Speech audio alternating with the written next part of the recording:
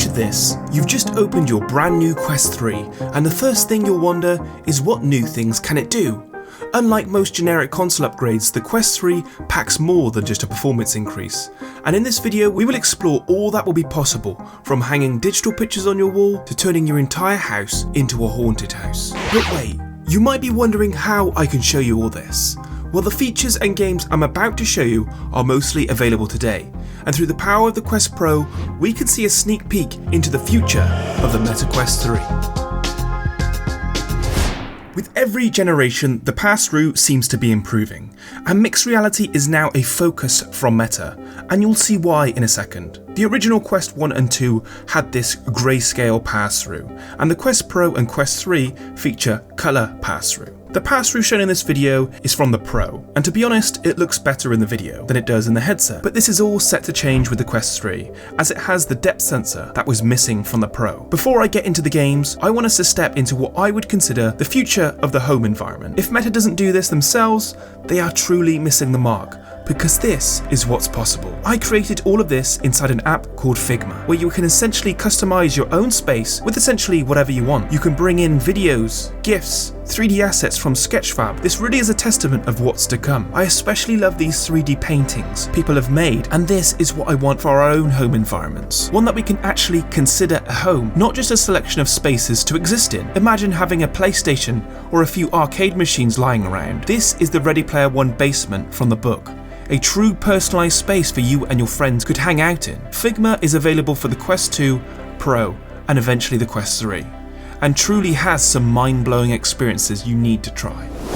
Going back 8 years, if you remember, there was a visual demonstration of the future of AR, with the beginning of the HoloLens. What they showcased was essentially what we'll be getting now. 8 years later, we got to see Minecraft in this new immersive way, and that's what I'm going to touch on now. You can get a visual representation of what Minecraft would look like in AR with a game called Blockverse. What makes this game cool isn't the fact you can have a miniature Minecraft type world to mess around and walk around in, but the fact you can dig up your actual play space. The AR experiences I find most exciting are the ones you can seamlessly interact with your real environment. Another game like this is Dungeon Maker, where you essentially make your own dungeon. Now, excuse me for the poor level design, but in this game, you make your own dungeon inside your own play space. It requires you to walk through both environments, which I think is a key element for AR. Moving on the thumbstick is something that's never been an ideal locomotion option, and to move naturally through your environment is something you definitely need to try. But there are some more static games that use AR features as a novelty, like Blast On. This game essentially blends the original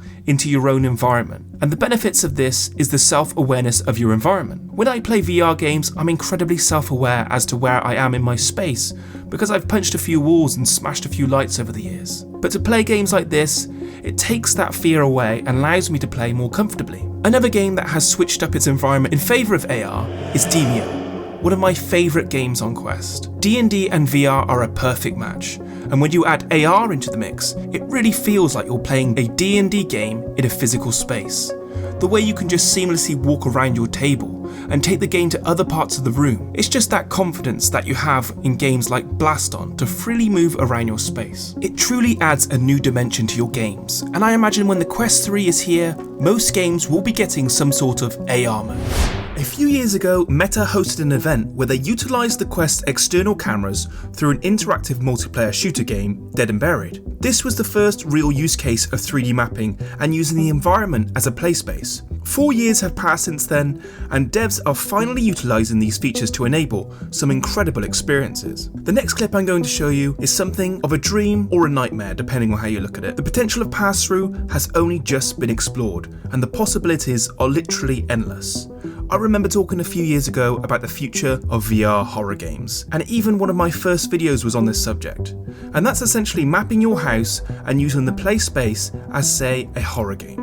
And that's exactly what this game does. Hauntify. It really does something special when it comes to the flashlight illuminating the play space as if it's dark. This game is truly terrifying to play, as is every VR horror game in my opinion, but putting it in an augmented environment gives way for so much potential. The only limit getting in the way is the Guardian system, but I believe a smart guardian system is to come with automatic house mapping. You can imagine in time, in the not so distant future, when there is just an automatic mapping process so you can enter any environment and begin playing seamlessly. To get a slight insight as to how this would be possible, not so long ago Meta released this video, showcasing how a mapping feature would work from an image recognition point of view. It uses AI to basically try to understand what the cameras are looking at, and this could make a smart guardian system work more effectively. If the headset understood when a human or an animal entered your play space, it could include them into the game to keep you immersed. I really hope the devs of the game shown see this video,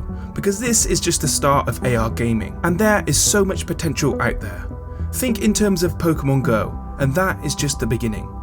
VR will always be at the centre of what most of us enjoy, but AR can enhance our reality and give experiences that until now we could only dream of. What would you all like to see from AR and the Quest platform? Let me know down in the comments section below. If you like the video, like and subscribe. And as always, I'll catch you on the next one.